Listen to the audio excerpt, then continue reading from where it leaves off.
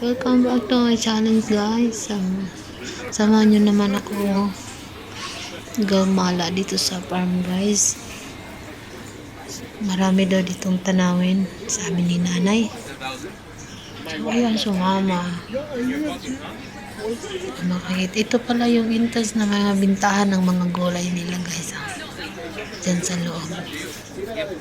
So diyan din kami magbibili ng ticket para. So, dito ko nakikita yung pinakamalapad na sunflowers dito sa Kuwait. So, first time ko nakakita na ganito kalapad na sunflowers, guys, no? Ayan, So, kumuha pa din ako dyan na kinakain ko na kasi may hinog na, guys. Pwede na siya kumakain. Ayan, nagsilpi-silpi kami dyan. Pwede kasi may hagdan. Yan naman yung mais, guys. May mais dyan, guys. Ayan, bumili din yung amo ko niyan, guys, kasi masarap siya. Yung matamis na yung kulay brown ba yun? O purple. Kaya katabi ng sunflowers, guys. Kaya ang lapa din ng maisan dyan. Yan. Diba? Pag ganito ang pinapasyalan ko, guys. Parang nasa sa amin lang ako sa probinsya namin. So, parang din nawawala yung ko. Stress, yung pagod, parang nasa amin lang din kami kasi sa province po ako lumaki, guys, no? So maraming mais pero walang sunflowers po doon. Ayan, so naglakad-lakad lang kami dyan, guys, nagpicture-picture yung mga kasama namin, yung kasama ni amo, mga friends niya, yung tatay ko Tagalog doon ang alaga ko, guys. So, video na kami si Inday.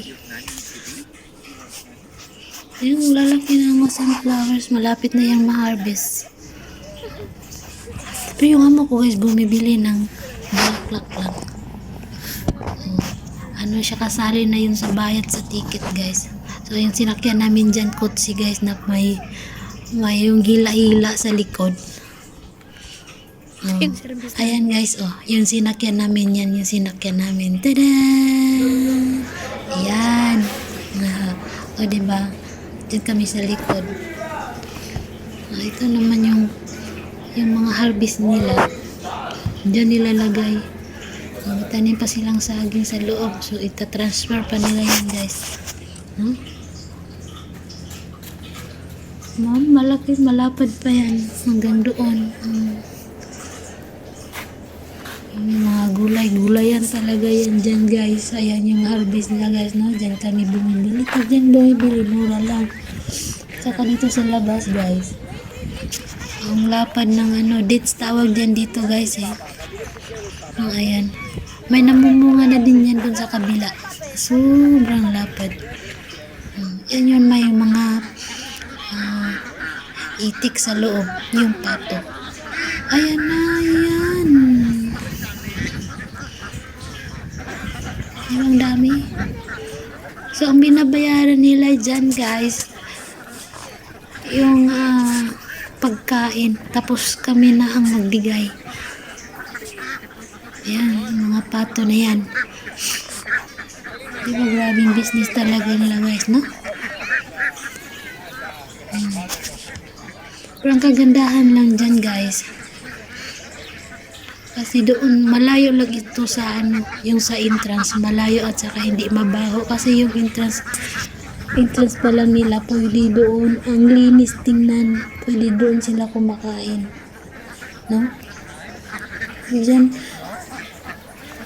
kung gusto na magala, pwede ka igala. Kung may sasakyan naman, magbabayad ka lang additional. Pwede ka na iikot sa buong farm nila, guys. Ayan yung mga ang dami, mayroon din taga-bantay dyan. Yung mga kasama pala niya mo, guys, mga Amerikano yan, guys. Iba palang lahi doon. Din sila mga Kuwaiti, guys, no? So ako tahimik na lang dyan, guys, kaya nahiya man din ako, guys. So nag-focus na lang ako dyan magpapakain sa mga hayop dyan guys. Saka marami din silang ayan guys, oh, kambing at saka tupa. Sheep yan eh. Diba sa Tagalog yan guys, kayo na bahala dyan. Diba ang dami kaya yan. Okay. Pag nagbigay-bigay ka ng pagkain, lumalapit sila. Kakatuwa kaya. Ang ganda-ganda kaya guys.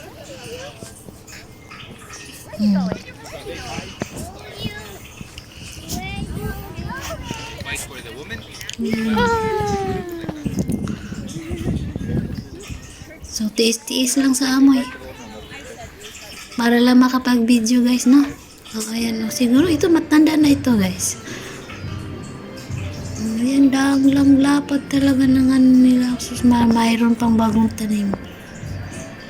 Ito yun doon sa loob guys. Pagpasok namin sa entrance, may mga garden silang maliit. Ayan, mga garden lang maliit yan guys. Ang ganda. So may bunga na. Ayan, Southern Farm. Sa entrance guys, ang linis-linis kaya sa entrance. Tingnan nyo guys. Ayan yung entrance guys. Kaya kikita nyo, ang ganda ng mga bulaklak dyan. Oh, ay, nakuha pa si amo, niluklo pa yung hanap niya. Pasensya na po, sorry po. Okay lang, malayo naman. Pero purpose ko talaga dyan yung mga bulaklak nyo. Ayan, oh, ang ganda. Yan dyan, ganyan kalinis guys, oh. Tingnan mo yung paligid. Iyan, pwede ka mag-order ng pagkain kasi may restaurant naman sila dyan. Maraming nagbe-breakfast. Tsaka dyan kumakain. So, ito yung nasa paligid guys. Oh, iba na naman itong maisan dito guys. May mga mais. Yan, pwede ka bumili dyan. Pwede mo dalhin. May mga tauhan sila dyan na pwede magkuha para sa'yo. So, iba na guys. Wala nang bunga yung iba kasi tinanggal na.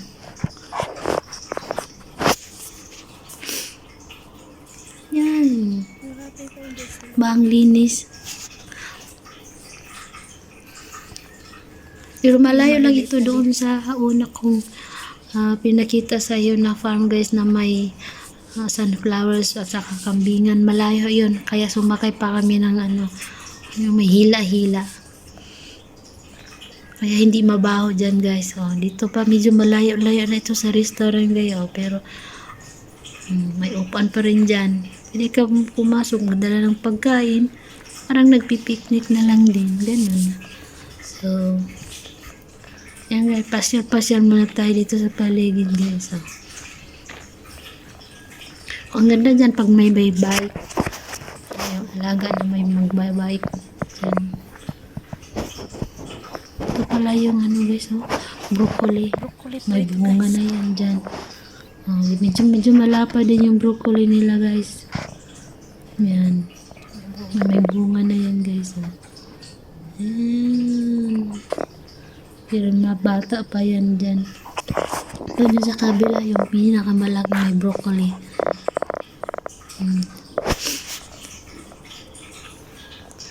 Maliliit pa yung mga dates nila guys. Amo palagi nandyan, lalo pa pag Bernice, Friday. Diyan sila sa mga kaibigan nila guys.